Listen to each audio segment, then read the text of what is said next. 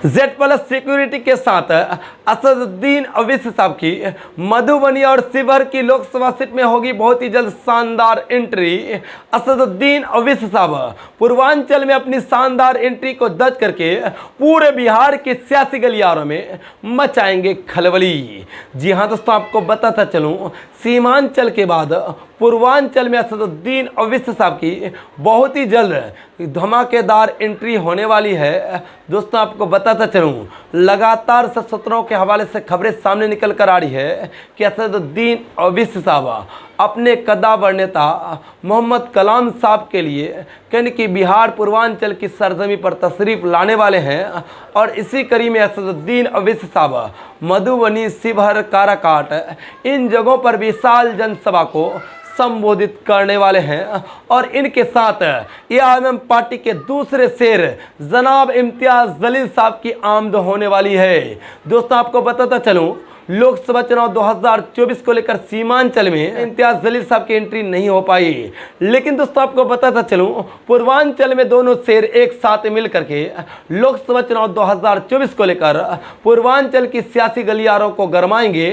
और दूसरी तरफ अपने सभी प्रत्याशियों के लिए वोट मांगेंगे। काराकाट, मधुबनी और साथ ही शिवहर इन जगहों पर असदुद्दीन ओवैसी साहब बड़े बड़े विशाल जनसभाओं को बहुत ही जल्द जेड प्लस सिक्योरिटी के साथ संबोधित करेंगे और इनके साथ मौजूद रहेंगे जनाब वारिस पठान साहब, इम्तियाज जलील साहब, माजिद हुसैन साहब और दिगेर एआईएमआईएम पार्टी के छोटे बड़े नेता। और साथ ही उनसे पहले एआईएमआईएम पार्टी के गाजियाबाद के पंडित नेता पंडित मनमोहन झा गामा साहब की कल धमाकेदार एंट्री मधुबनी में होने वाली है और कल मधुबनी में एआईएमआईएम पार्टी के कद्दावर हिंदू नेता पंडित मनमोहन झा गामा साहब धमाकेदार एंट्री को दर्ज करके मधुबनी सहित पूर्वांचल की सियासी गलियारों में हलचल मचाएंगे और सभी नॉन मुस्लिम भाइयों से एआईएमआईएम पार्टी के हक में जनता से वोट की अपील करेंगे। नॉन मुस्लिम भाइयों से जनता से वोट की अपील करेंगे। दोस्तों आपको बताता चलूँ, एआईएमआईएम पार्टी ऐसे पावर रखती है जिनको कहने की देखने के बाद लोगों की धड़कनें तेज हो जाती है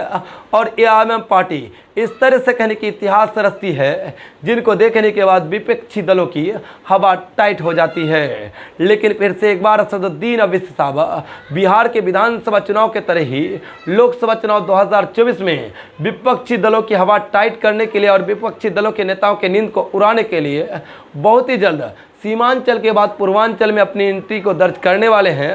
और अपने सभी उम्मीदवारों के समर्थन में बड़े बड़े विशाल हेलीकॉप्टर जनसभाओं को और रोड शो को संबोधित करने वाले हैं। दोस्तों अगर कहीं कि पूर्वांचल में असदुद्दीन ओवैसी साहब की 5 से 7 विशाल जनसभाएं हो जाती है तो पूर्वांचल में भी एआईएमआईएम पार्टी का खाता खुल सकता है और एआईएमआईएम पार्टी पूर्वांचल में खाता खोल करके पूरे लोकसभा चुनाव 2024 में दिल्ली की सियासी गलियारों में हलचल मचा सकते हैं। और साथ ही दोस्तों आपको बताता चलूँ, सीमांचल तो एआईएमआईएम पार्टी का घर है ही और सीमांचल के किशनगंज लोकसभा सीट से एआईएमआईएम पार्टी तो चुनाव जीत ही रही है और साथ ही असदुद्दीन ओवैसी साहब, इम्तियाज जलील साहब भी चुनाव जीत रहे हैं क्योंकि इनके हक में 13 मई को वोट हो चुके हैं और साथ ही अब वोट होने वाले हैं काराकाट, शिवहर इन जगहों पर वोट होने वाले हैं और इन्हीं जगहों में असदुद्दीन ओवैसी साहब बड़े बड़े विशाल जनसभा को संबोधित करने के लिए बहुत ही जल्द तशरीफ लाने वाले हैं। दोस्तों असदुद्दीन ओवैसी साहब की पूर्वांचल में एंट्री को लेकर और बड़े बड़े सभाओं को लेकर आप क्या कुछ कहते हैं? आप अपनी राय ज़रूर बता दें ताकि आपकी राय हमारे सारे व्यूअर्स तक पहुँच जाए।